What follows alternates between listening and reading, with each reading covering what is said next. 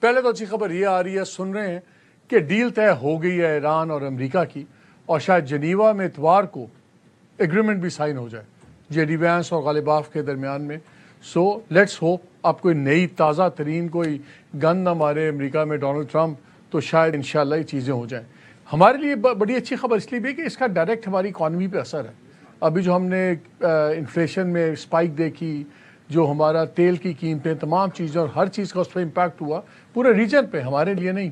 اور اگر آج بھی صلح ہوتی ہے تو پھر بھی 5-6 ماہ اس کے اثرات رہیں گے. سو اللہ کرے کہ یہ خبر اب بدلے نہ اور اتوار کو یہ چیزیں ہو جائیں. آج تھا بجٹ، آپ اور میں ہم سارے دم سادے بیٹھے ہوئے تھے. This no such thing as a good budget. کوئی چیز کبھی اچھا بجٹ کوئی نہیں ہوتا، کیونکہ جہاں 4 لوگوں کو خوشی ہوتی تو وہاں پہ 20 لوگوں کو دکھ بھی ہوتا ہے. You can't satisfy every one. لیکن اگر دیکھا جائے ریشنلی تو برا نہیں تھا، ٹو بی ویری آنیسٹ. جن حالات میں بجٹ آیا ہے، یہ علیحدہ بحث ہے کہ حالات ان کے ہی پیدا کیے ہوئے، کیونکہ ان کا یہ دیکھا جائے تو چوتھا بجٹ ہے کہ حالات ان کے پیدا کیے ہوئے یا نہیں، that is a different story. لیکن کافی چیزیں اچھی ہوئیں.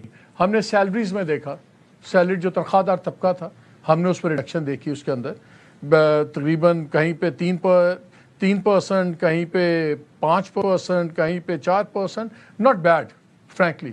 ہمیں تو خطرہ یہ تھا بڑھا ہی نہ دیا جائے. سیلری سرچارج ختم کر دیا گیا. آئی ٹی ایکسپورٹس بہت سے بچے ہمارے اب کر رہے ہیں، فری لانسرز میں ہم 3rd نمبر پہ ہیں. اس کا جو 0.25 ٹیکس والا رجیم تھا، ایکسپائر ہو رہا تھا، اس کو 3 سال کے لیے بڑھا دیا انہوں نے. ریل اسٹیٹ ٹھیک ٹھاک وہاں فرق ڈالا انہوں نے، تقریباً میننگ فل آدھا تقریباً کر دیا کہ سیلر کا بھی فیس کم کر دیا، خریدنے والے کی بھی فیس کم کر دیا. یہ کافی زیادہ اسپر کرے گی ان چیزوں کو، which is not bed.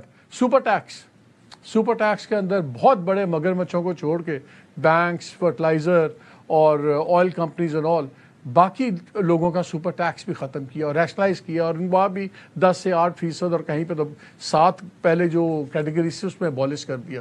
These are good things. Human interest کی چیزیں بھی ہوئیں. ایک بچی تھی مانور عمر، اس کو آپ کو یاد ہوگا، اس کو بڑا کریڈٹ ملا تھا. اس نے لنڈن میں بھی، یہاں بھی بڑی کیمپین چلائی تھی کہ جس طرح یہ ویمن کی نیسیسٹی کی چیزیں ہیں، سینیٹری نیپکنز، یہ لگژری نہیں ہے.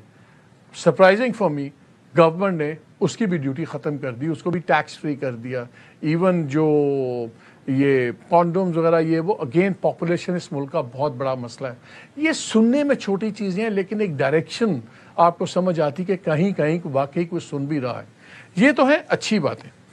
بری بات جو سمجھ آ رہی ہے کویسچن مارک، وہ یہ بھی ہے کہ جو ٹیکس کا ہدف ہے اب 2200 ارب، بات کے لیے ہم 2000 ارب کہہ دیتے ہیں، وہ زیادہ ہوگا.